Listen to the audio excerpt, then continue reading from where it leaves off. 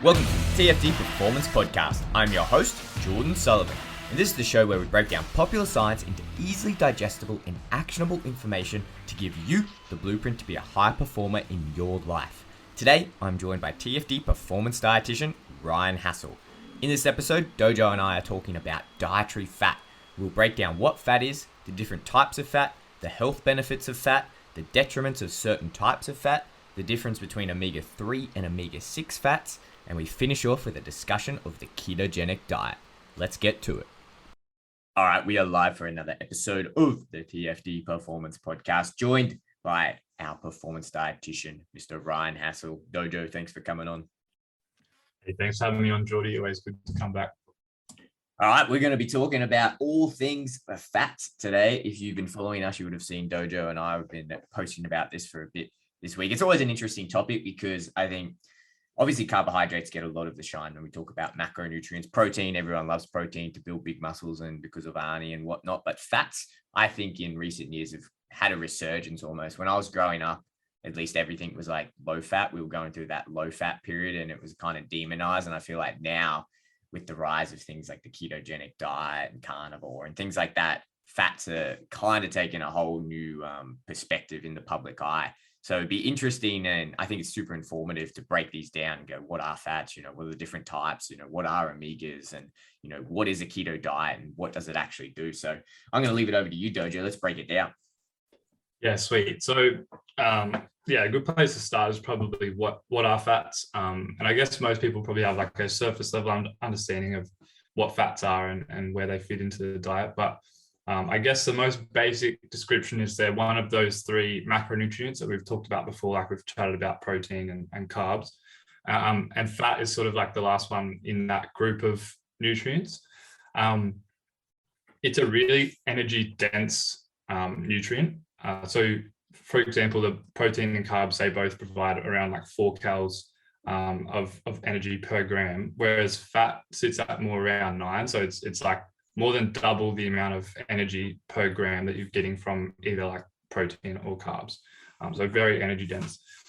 But aside from providing energy to the body, it's also really important for a whole bunch of other like functions and stuff that go on inside of us. So some really, I guess,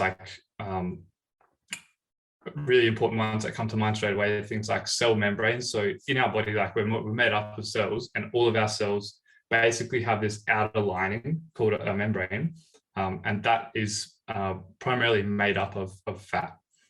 Now, fat is also used in the production of things like important hormones, like your steroid hormones, so things like testosterone, estrogen, and all of those kind of things that are really important for kind of regulating functions within the body. And then you have a whole bunch of other sort of signaling mechanisms that depend on fat as well, and the absorption of other important nutrients such as like micronutrients, things like fat soluble vitamins.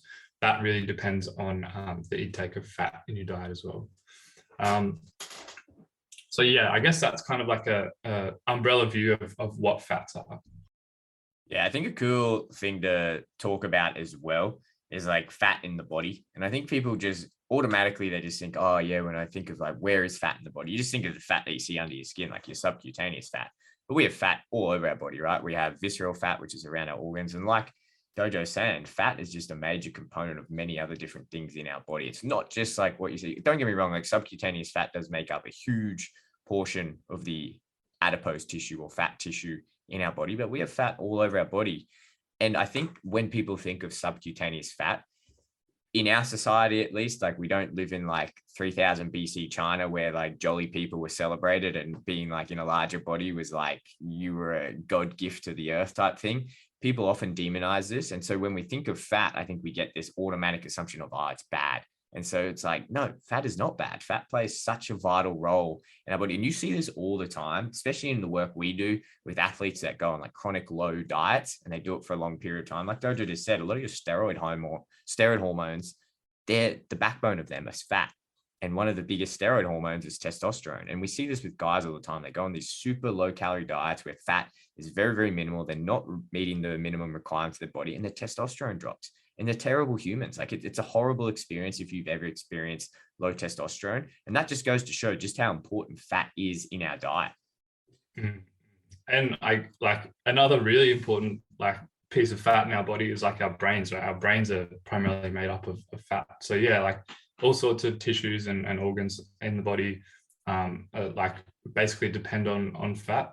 And I guess like it's not necessarily a one-to-one conversion of like the fat you eat ends up as like fat in your like under your skin or like that sits on your body. It's more just the calories that come with it that can add to that. But yeah, there's all these really important functions of fat in the diet as well. Yeah, that's another thing that's important. I want to get that out early is because so many people say this and they make the mistake of saying, hey, you know what, if I eat more fat, then I'm going to burn more fat. And you know what, to an extent, that is somewhat true because your body is a hugely adaptive machine. Like if you go lift weights, then that's a stimulus that'll probably cause you to grow bigger muscles. If you eat more fat, yes, your body will metabolically probably burn more fat. Does that mean that you lose body fat? No, it doesn't mean that you lose body fat because it's a complicated little system in your body where that body fat or that adipose tissue is your body's reservoir of energy and it puts it away. And what that is a completely different molecule, so to speak, than what the fat is that you're eating. Like our body will rearrange it and store it away.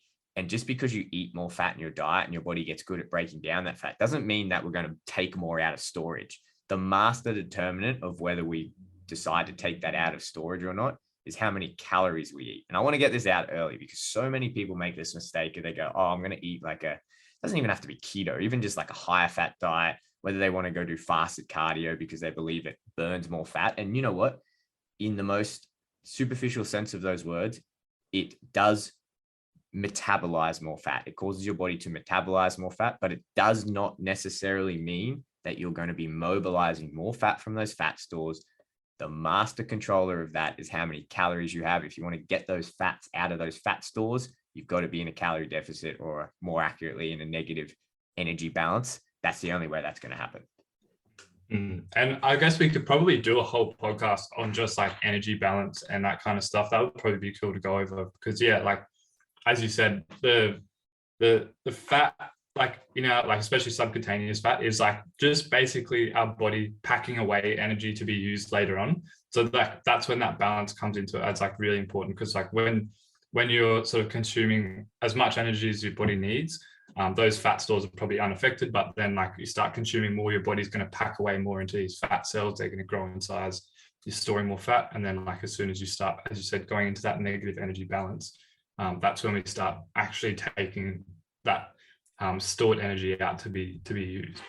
So do you want to have a bit of a chat, Geordie, about, I guess, in a little bit more detail, like, because fat is like one thing, but there are also different types of fat that can come through the diet and different, they can all have different sort of effects on the body. Did you want to kind of like run over that stuff? Yeah, for sure. Because this is a cool combo. I think when we talk about the different types of fats, it's important because people need to understand that structure determines function. And when we talk about fats, there are different types of fats. And the structure of those fats in a nerdy chemical sense does change slightly, but that's important to know about. You don't have to know about all the bonds and all that boring stuff, but it is important to be aware that, you know what, there are saturated fats, there are unsaturated fats, there's trans fats, and each of them structurally are different.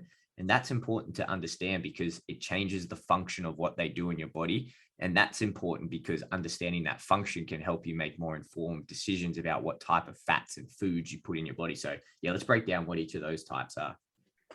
Yeah, sure. So I guess like from like an overarching perspective, there's like three main types, and there's some like subcategories and stuff, but we'll kind of focus on the three main types for now. So as you kind of mentioned there, you've got your saturated fats, unsaturated fats, and trans fats. And the difference between them is really down to their structure. So saturated fats, to start off with, saturated just means it's completely full up, and it's full up with hydrogen. So we won't get too much into the chemistry here, but basically the way that a fat molecule is structured is there's like two main parts. You've got like a glycerol and then like a fatty acid that's attached to it, or you can have up to 3 fatty acids, which makes like a triglyceride. But so what changes the structure or the function of that fat is that fatty acid chain that like sort of hangs off it. And that's essentially a chain of carbon atoms. And they are usually like surrounded by hydrogen atoms. Now, if the carbon atoms are fully saturated, which means they're all attached to as many hydrogens as they can be, that's what we would call like a saturated fatty acid. And basically the structure of these ones ends up being really straight. So if you look into the chemistry of them, just the way that all the molecules kind of push each other into an arrangement, they end up being like a really straight molecule. Now, this kind of like affects the function of them, like I guess in like when you think of where you would find these fats in food, because the chains are really straight, they can pack together really tightly. So like one on top of the other, which means like they end up being like forming a pretty solid structure. So if you think of any fats that you might find in your diet at room temperature that would still be solid, those are most likely going to have like a high percentage of saturated fats in them. So if you think about things like, on your steak, you'll have like that sort of rim of fat on there.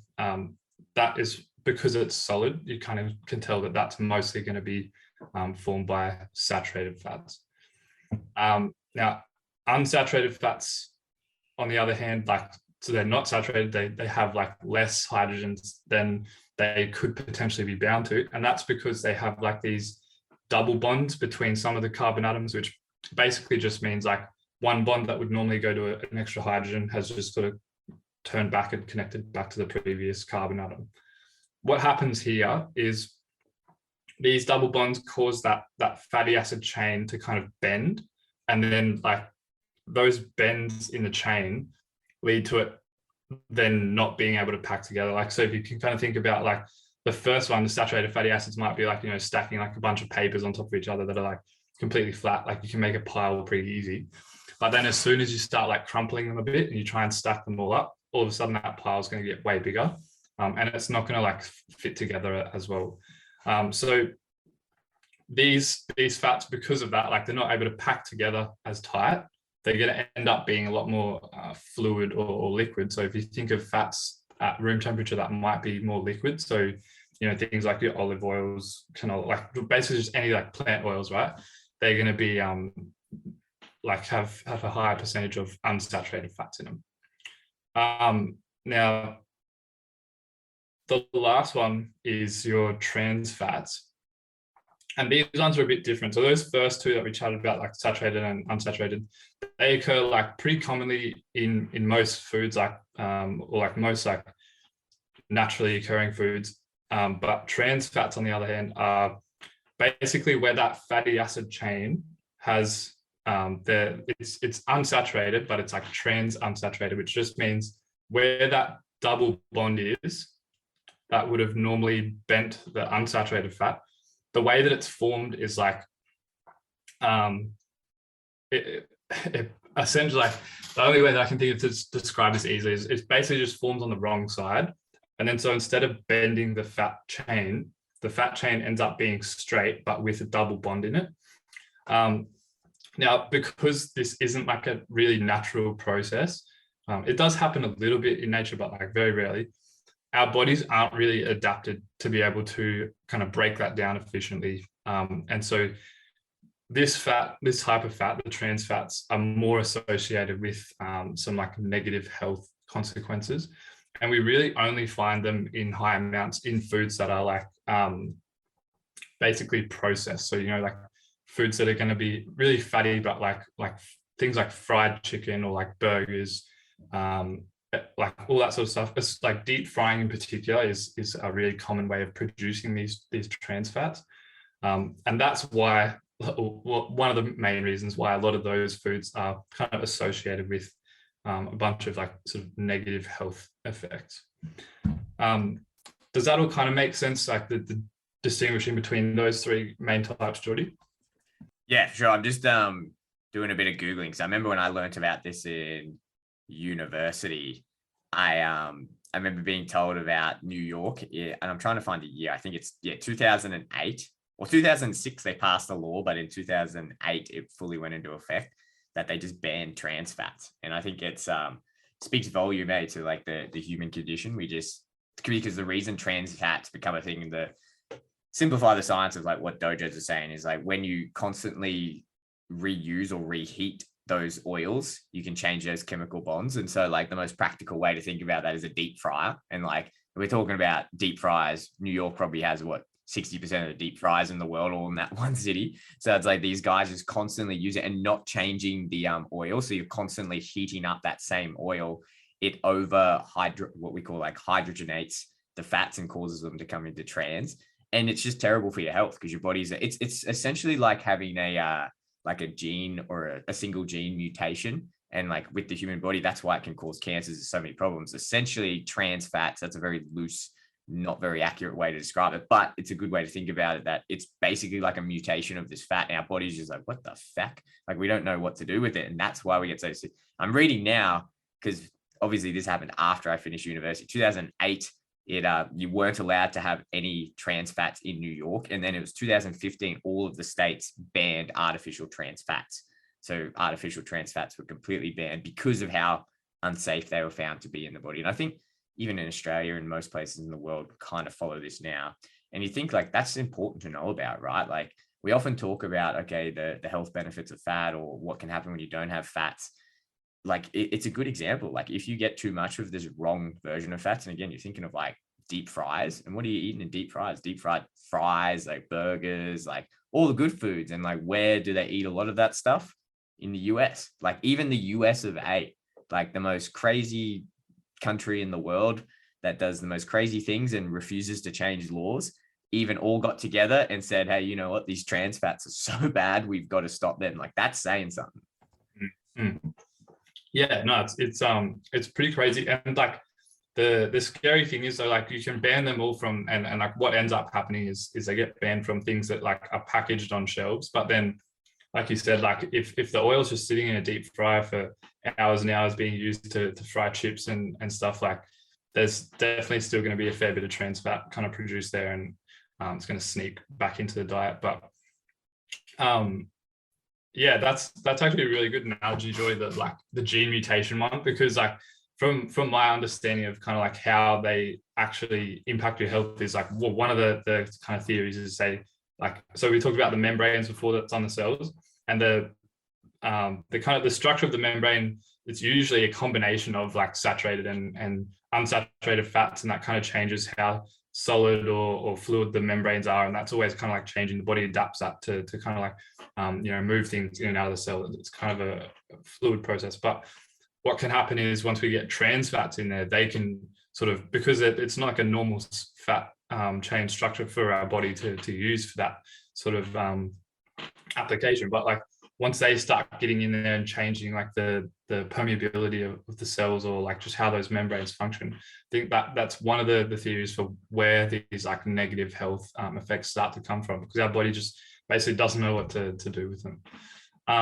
But on the topic of like different types of fats, we've also got some things like essential fats and omegas and that kind of stuff. Reckon we should go over that sort of those topics? Yeah, I think we should definitely at least cover omega-3s and omega-6s, because like you walk into a pharmacy, right, or a chemist, and you go like walking down the supplement aisle, what's the first thing you see? It's like fish oil, omega-3s. Like there's just billions of them thrown in. So it's like, what are they? What are they meant to do? Why are they good? Why are they bad? Why does omega-6 cop a lot of hate, but omega-3 gets all the love? Like, let's break that down. Yeah, for sure. So so the actual omega part is all the omega-3 and omega-6 refers to is like so they're both under the category of unsaturated. So they're just kind of like subcategories of unsaturated fats, meaning they've got the bends in them. And the numbers basically just refer to like how far down the chain that bend happens. So for omega-3s, that means 3 carbon atoms in, you're getting this bend in the chain. And in the omega-6s, like 6 carbons in, that's where it's bending. The difference here is like, so these fats in particular, omega-3s and omega-6s, we kind of refer to these as essential fatty acids. So similar to like essential amino acids or that kind of stuff. Essential just meaning we have to get them from our diet. So like our bodies can't produce fats that have the bends in these particular spaces. Now, like where these start to become important is our body uses these fatty acids in particular, especially in systems involved in like inflammation. So you've probably heard before, like people with joint injuries and that kind of stuff, they'll get prescribed like omega-3s or fish oils and those kind of supplements. And the idea is by increasing the amount of those essential fatty acids in the diet, you're able to kind of like support your body's anti-inflammatory system to help with kind of reducing inflammation and pain in, like, you know, if you've got like a joint injury or something. However, like, so we've got, as you said, we've got omega-3s and omega-6s, and they cop like different levels of heat.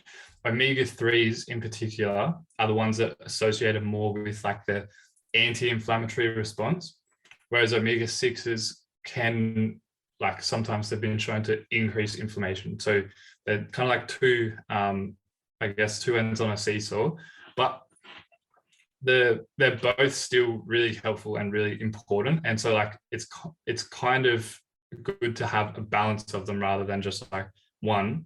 However, the omega-3s seem to be like a lot harder to get. So that's why they get pushed so much more of like, okay, you should really be trying to get omega-3s in diet, because a lot more foods have the omega-6s in them. So you kind of like have to intentionally eat the omega-3s a lot more. And these in particular are produced by like, so the main sort of source of omega-3s is going to be like foods, like, seafoods, because it's like they're produced in like pretty large quantities by marine sort of, I guess, like algae and that kind of stuff. So you find them, they build up sort of like through the sea food chain and end up in the big fatty fish. So things like tuna, salmon, all those types of fish are going to be really high in omega-3s. So yeah, but like in saying that, yeah, definitely don't need to be avoiding omega-6s, but just focusing more on getting more of the omega-3s in to kind of like improve that balance, if that makes sense.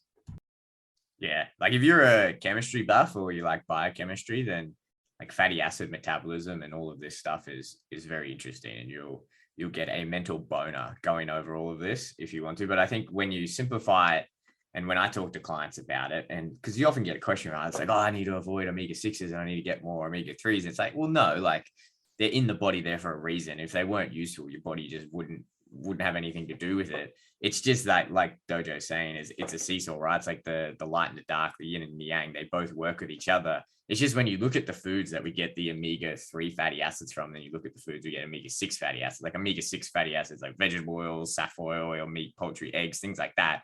We eat a lot of that in our diet. So we're probably going to get more of these omega-6 fatty acids anyway. And then you look at like the omega-3 fatty acids, like green leafy veg, flax, chia seeds, canola, walnuts, soybeans, oily fish, krill oil, algae oil, all that stuff. Like how many people are going out and eating like oily fish, krill, like algae, like chia seeds? Like you're not eating a lot of that in your diet, right? So like it makes sense that there's going to be an off balance. I think when I was at university, they used to teach us it's like in the traditional Western diet, it's like a 6-to-1 ratio. And that's why this can be problematic. I don't know what the numbers are today. I'd be lying if I told you, but it makes sense. Like you see it in practice. Like you look at someone's diet and you go like, man, there's just not a lot. That's why you always want to promote like, hey, you know what, if you're going to get some fats in, let's get some fats with healthy omega-3s. And that's looking at like your healthy salmons, like your oily fish. Like, hey, if you want to take a supplement, let's look at like a krill oil, or even just, you know what, let's just eat food, green leafy veg, add some chia seeds to your things, eat some walnuts, go with that. It's just so much easier to eat the omega-6 foods. I think it's just so much more accessible,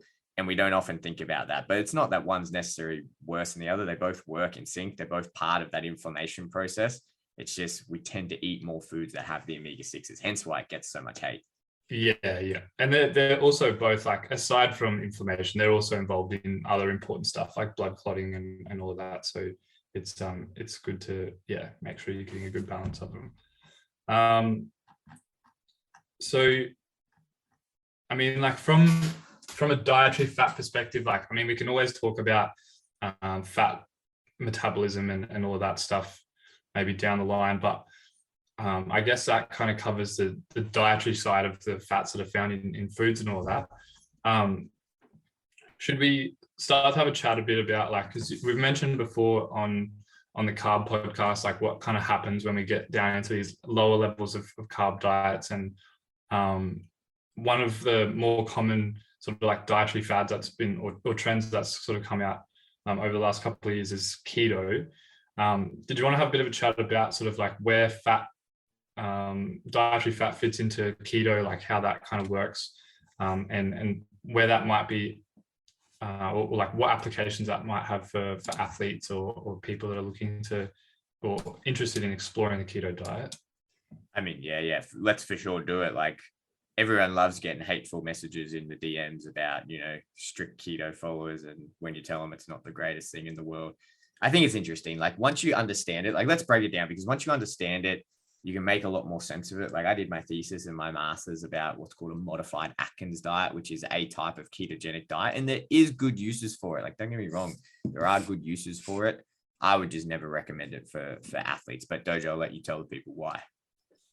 Yeah, right. So I guess with keto, the thing to kind of understand is it started off as like a medical treatment for people with seizures. So this is like the one application where there's just like tons and tons of evidence for keto being like good, is because it seems to really, really help with, especially with people that have seizures, in reducing the amount or like severity of seizures. So that's I'll jump in there just quickly though. Yeah, I'll jump in because it's important for people to understand that. It's like, originally this was founded by a doctor for treatment of children with epilepsy who would not respond to epileptic medicine. So like, they would be getting these seizures, and if you've ever seen a kid get a seizure, it's like horrible, but they just wouldn't respond to the anti-epileptic medicine. But then when they put them on these high fat diets, all of a sudden these kids weren't having seizures. And then they found this time and time again. They just kept doing it, and it became efficient. Like, it was an effective strategy to use. And this is what kind of started the keto thing. And I think that's important to understand. Like, that's where this all started, was that very specific medical scenario. And now we've kind of blown it out to what it is today.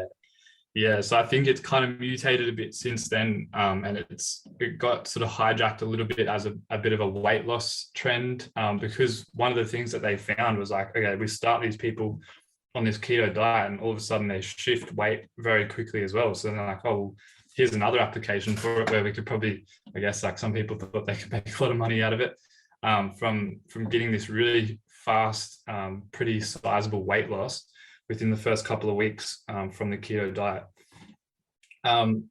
But so like, I guess to kind of explain what keto is before I jump too much into that, is like, keto is a diet where basically you're having extremely low carbohydrate intake and basically only having fats and protein in your diet. So the general kind of guideline for keto is around like 5 to 10% of your body of your caloric intake is to come from carbs, and like, that's the limit, and the rest is fat and protein. Also focusing mostly on fat, because as you know, Joy, like, protein can then be sort of like broken down and then turned into the carbs in the body. So they really focus on fat intake for this type of diet, especially for, as you said, for those epileptic kids. Now, the shift that sort of happens in the body is like, we have this sort of inbuilt survival mechanism, right? Where if our carb intake drops too low, which normally happens as like a result of starvation or something, like you think of some caveman who hasn't been able to eat for a couple of days, and then they start kicking over into using their body's own fat stores a lot more. But the problem then becomes like, once your carb or like blood sugar levels get too low, then you start running out of fuel for like your most important organ, which is your brain, because your brain relies primarily on carbohydrates. So we have this inbuilt mechanism where our body starts to convert these fats that come from like our stores and stuff into what we call ketones. So ketones are like a metabolite of fat, so they can be used for energy in like a similar way to what fat can, except they can actually cross over into our brain and be used as well. So it's sort of like a last resort mechanism in nature. But what happens for, I guess, like once someone starts to go into a keto diet where like they're still eating the same amount of calories and stuff, but they're really just cutting that carb intake right down, the same thing starts to happen. So you start to go into what we call ketosis, where your body starts producing way more of these ketones to be used as energy.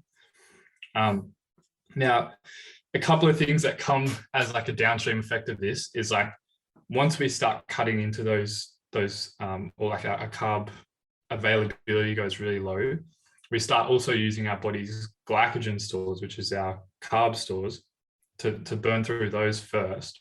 And as a result, carbs, as we know, are stored back with water to make glycogen. So as you're losing all of those carb stores, you're also flushing out a lot of water. And in the process, people will lose weight like really, really quickly because they're shifting all that water weight. On the other hand, though, what also happens is like you're shifting all of this fluid out of your body. You're also shifting out a lot of electrolytes, and your body has to kind of like make this uncomfortable shift from, okay, carbs is like the primary fuel source. Now we're using ketones, and like your body doesn't really like that change. So a lot of people go through this thing that they call like the keto flu, which usually happens like a couple of weeks into the keto diet, and they just feel like absolute shit. Like they're almost like bedbound, feel really, really sick, dehydrated, like lightheaded, all the common stuff that would come with just like normal, I guess, like dehydration symptoms, but because their body's having to adjust to this. It does seem to be like a temporary thing. Like most people get through it, come out the other end, and then like the energy levels come up because now their body is like adjusted to that ketone fuel source. But yeah, it's not the most like comfortable process to go through. And once you get through there, this is where most people will actually tend to like stop doing keto, because now their body weight, because they've just like lost, they have like big dip in body weight, but now it starts to go steady, because now it's back to what we were talking about before with the energy balance, and it's determined by like, are they having more or less calories than they need? And most people, like when they're doing the initial part, they're like, oh, keto is awesome, I'm eating like bacon, eggs, avo, cheese, like making pizzas with like cheese bases and everything, like, oh, this is so good, but I'm losing weight. And then they get to like the other end of that, all the glycogen loss, and their body weight either like stabilizes or goes up, because now their calorie intake is so high, because fat is such like an energy dense molecule. So they're just not sort of, I guess, like keeping track of that energy balance. So a lot of people will kind of drop off the diet there if they're doing it for weight loss. And then the ones that kind of stay on, they realize like, okay, I'm losing fat or losing body weight at the same rate as like I would on a normal diet. So those are some like important things to consider. So outside of those two things, though, like the epilepsy and weight loss, there is sort of like a more experimental side of keto that's being used. And you probably would have heard about this one a lot more, Joyce, since you've started doing endurance sports. And that's around like doing keto as like a way of trying to upkick your fat metabolism to kind of improve your, I guess, energy availability during endurance exercise. Have you run into that one much, or had much experience with that with your endurance athletes? Yeah, heaps. Like all of them want to do it. It's like a funny thing, because as it is right now, the science and the evidence we have with it's just not true. I want to get that out early. Even if you are fat adapted, like there's been studies where, like Louise Burke's famous study where she did the race walkers, like you could not get a lot of athletes that were literally bigger fat burners, or because they just would never really hit that high intensity effort. And they did a low carb group, and then they did a high carb group, and the high carb group outperformed, even though that they weren't doing like high intensity efforts. But even just training, like people always talk about, okay, if I eat, I'll change my fat adaptation. But I know for a fact it's just training. Like training makes you more fat adapted. Like, like if you train, your fat metabolism will improve, especially if you're doing endurance work. That's the consequence of training, because your body will naturally spare glycogen. Whether or not your dietary choices will improve that, potentially, but it's like the more like productive conversation to have is like your fueling strategies around training. And that's so much, and what we mean by that is like, okay, well, if we're getting more fat adapted by just like fat adapted by training, what can we do to make our training session of better quality and improve our recovery? And a lot of the time that involves eating a lot of carbohydrates. Yeah, well, I guess what I could find, and my understanding of it so far, is like you get some level of like increased fat metabolism. So you get like this is probably a throwback to some people if you've ever done like biology or whatever, that like, like the mitochondria, the powerhouse of the cell, that's where all of your fat gets metabolized and turned into ATP, energy, all that sort of stuff. By going onto a keto diet and just like, I guess, as you said, like exposing yourself to higher amounts of fat in your diet, you can get like more expression of these mitochondria, increased fat oxidation and stuff. But it's really only at like very low intensities of exercise that even seems to be like relevant. And it doesn't like, so the research seems to be super mixed, like on the actual outcomes of exercise. So like there's very few studies that are even done, and like not all of them even show performance benefits at very low intensities. So I think like one review that I found only had like 5 studies in it, and only 2 of those even showed an improvement.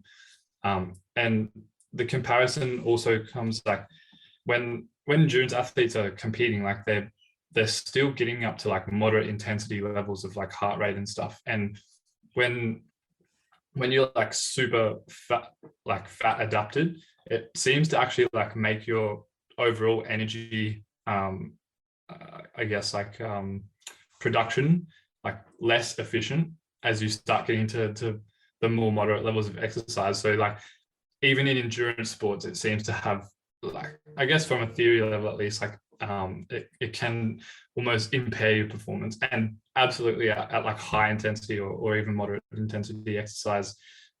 So some of the other sports that we're kind of like involved with, like combat sports and that, huge reductions to performance, especially if you're using like anaerobic metabolism. So I think there was one study that showed up to like 15% reduction in performance when compared like a keto group to like a high carb group. Like it seems to be pretty significant for that. And yeah, the evidence around performance improvements, as you said, seems pretty slim to none. Yeah, I think we'll finish this up, but I do want to say this because it's important whenever we talk about this, is you can do all these things and you can get more fat adapted and you can change your diet and you can do all that. But at the end of the day, like the aim of the game is better performance, right? And we just know, it's just like, we know that if you want to get the best performance, you've got to eat a certain way. And that certain way is not a high fat keto diet. It seems if you're an athlete and you want to get the best recovery, you want to get the best performance, you need to have a good amount of carbohydrates. And, you know, like the body is extremely adaptive, that you don't even have to have like a crazy high. Like your body can adapt in a lower carb environment. Like combat athletes do that all the time when they're making weight, but they still have carbohydrates on board. Like carbohydrates is still the predominant fuel source and the predominant macronutrient they're getting in their diet, even though they're following like a quote unquote lower carb diet. So it is important to know that. And I think at the end of the day, if you just want to go out there and have fun and just enjoy yourself, and you're not looking to, you know, smash world records or even smash PBs or whatever, and you just go, then by all means, like do it, eat whatever you want. Like don't have to take it too seriously. But if you are a person that's like, you know what, I want to get better every time and I want to smash my own PBs and I want to be competitive in this next race or event or training or whatever you're doing, you've got to eat the way that we know works. And the way that we know works is not a high fat diet. All right, Dojo, let's wrap that up here because we have run a bit over time. But yeah, that's really good. Let's I think there's so many different podcasts we can do from that, breaking down different types of fat metabolism. If there's anything you guys are listening to and you go, oh shit, I'd like you guys to break down this a bit more, should just DM, let us know. But until next time, Dojo. Easy. Thanks, Jordy. Chat soon. And there it is, another episode of the TFD Performance Podcast. This podcast will be available through the podcast app, iTunes, Spotify, YouTube, and if you follow along our socials at @the_fight dietitian, you can see all of the best bits from our podcast episodes. Thanks for listening in, and I'll see you guys for the next episode of the TFD Performance Podcast.